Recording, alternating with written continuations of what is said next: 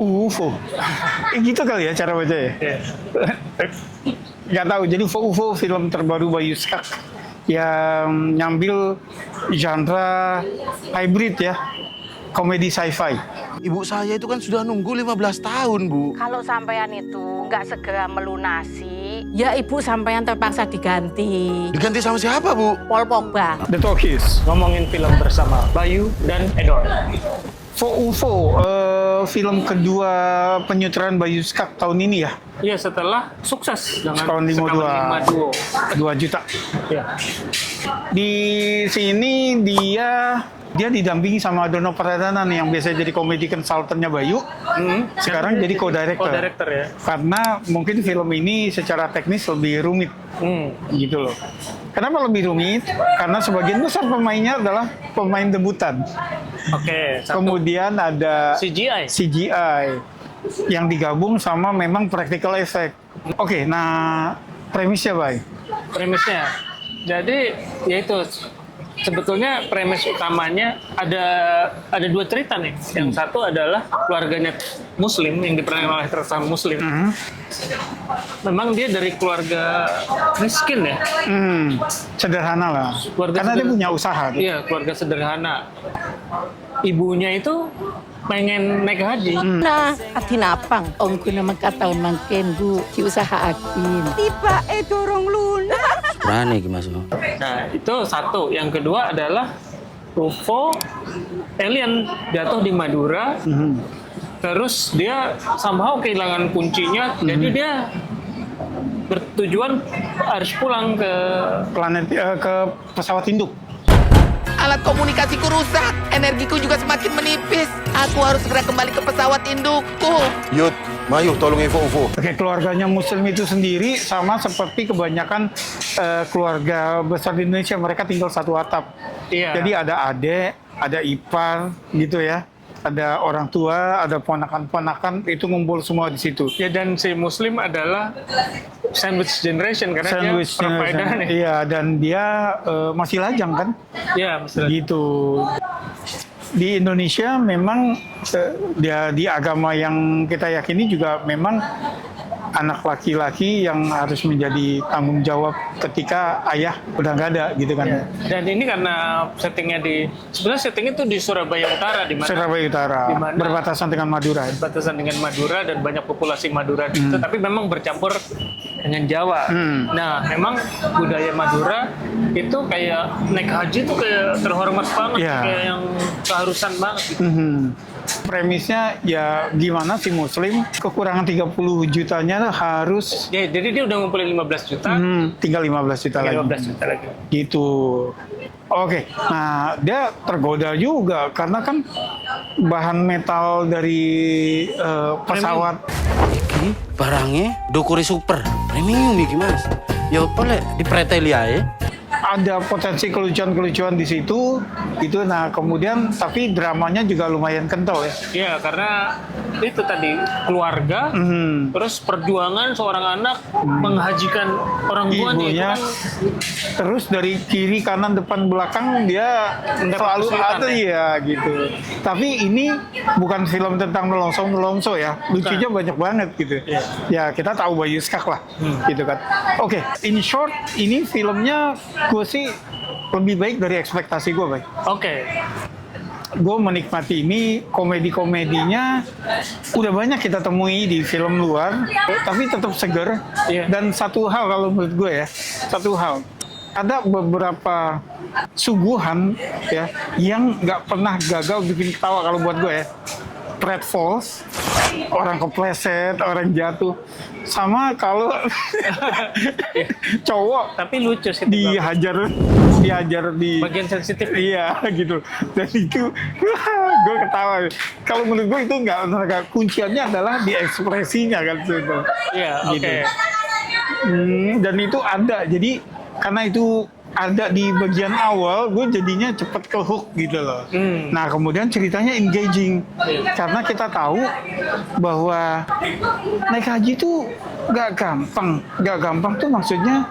Bahkan ketika udah lunas pun antrinya tuh bisa panjang kan. Nah sekarang antriannya udah tiba, uangnya yang belum ada gitu. Itu yang gitu loh. Terus sebetulnya tuh sih di film ini udah dari awal kasih tahu kan ada Habib Jafar di situ kan yang sebenarnya kewajiban jika mampu, kalau nggak usah Nggak gitu loh. usah.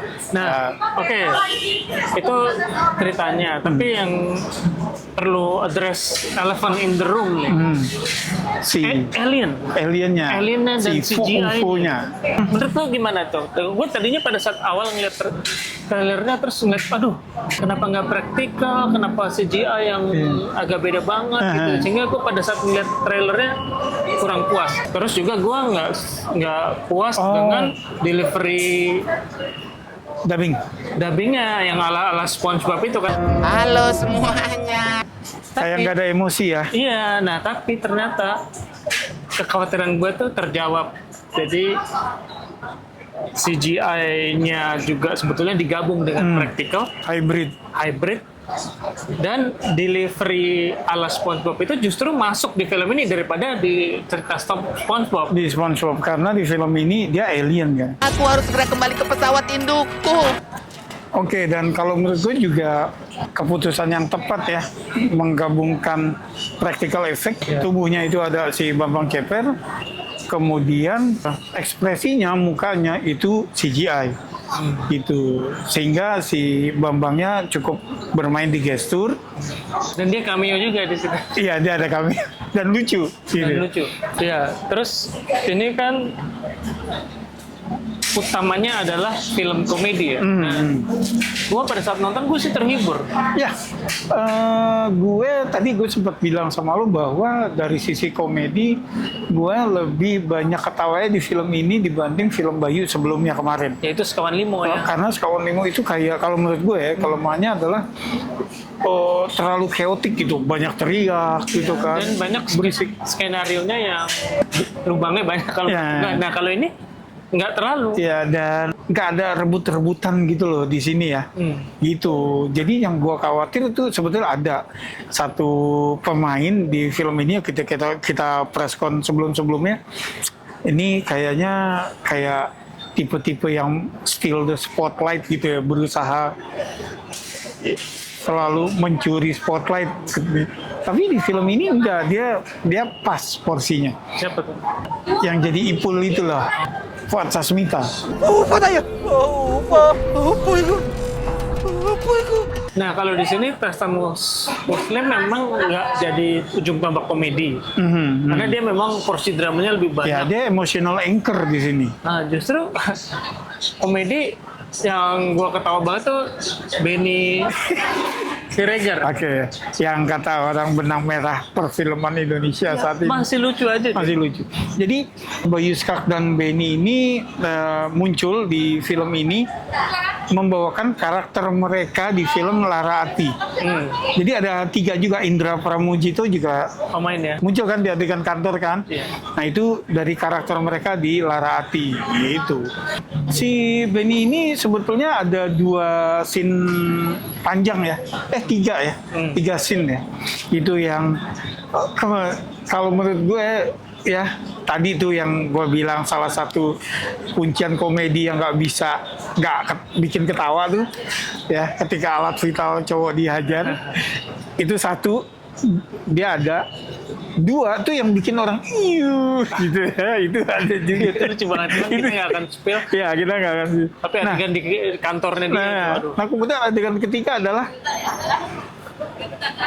ramifikasi dari adegan keduanya itu gitu loh. Nah jadi ada callbacknya juga. Nah makanya komedinya rapi kalau menurut gue. Rapi. Gitu. Termasuk satu karakter abangnya yang sakit-sakitan. Ada kakaknya Muslim yang digambarin sakit. Jadi dia cuma bisa diranjang doang kan. Nah itu dia justru dengan sakitnya dan batuk itu yang bikin lucu. Iya, jadi dia konsepnya sebetulnya kayak smooth gitu. Jadi apapun yang dia cuma batuk doang, kemudian tapi ada dialog dan orang ngerti.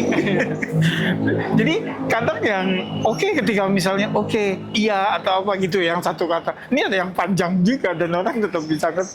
Nah itu running jokes ya di film ini, gitu. Sama catatan mungkin ke Siti Kamariah yang jadi ibu ibunya Muslim. Itu karena ya itu tadi emotional anchor-nya kan adalah hubungan si Muslim dengan ibunya yang ingin naik haji. Dia juga surprisingly Kunci bisa ngejawab ya kekhawatiran dan dia bisa lucu juga. Iya. Gitu. Oke, kalau dari gue sih itu ya secara teknis juga oke. Lucu, secara komedi lucu, Mhm. secara cerita oke bisa dinikmati. Mhm. Drama acting orang-orang Maduranya sendiri yang mereka open casting Ya. itu juga, terutama anak-anak yang peran-peran anak ya. kan ada satu adegan yang bikin wah. Iya, pokoknya penonton bakal inilah Gitu. tersipu-sipu Iya. Nah, yang di peran anak ini ya. sama jadi yang gue suka lagi ini tadi kayaknya skenario itu memang rapi. Kalau tadi kan si penulisnya Faisal itu bilang untuk urusan komedi di skenario itu dihandle sama Dono Pradana kan, Sebagai konsultan yang memang komedi ya. komedi konsultan langganannya Bayu.